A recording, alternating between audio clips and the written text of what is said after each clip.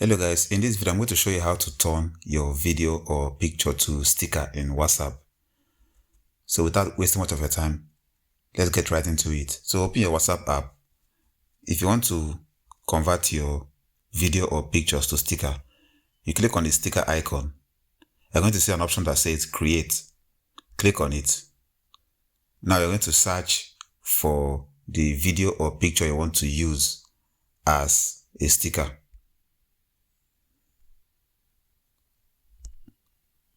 So I'm going to use my video for the sticker. So what you have to do is to trim the video to the section you want to use and click on done.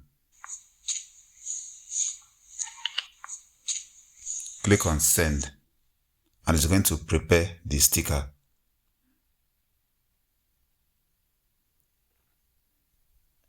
As you can see right here, the video has now been converted to sticker. You don't have to do this again. It will be saved in your sticker library. So that's how you convert your video or pictures to sticker in WhatsApp. That's all for this video. See you guys in the next one.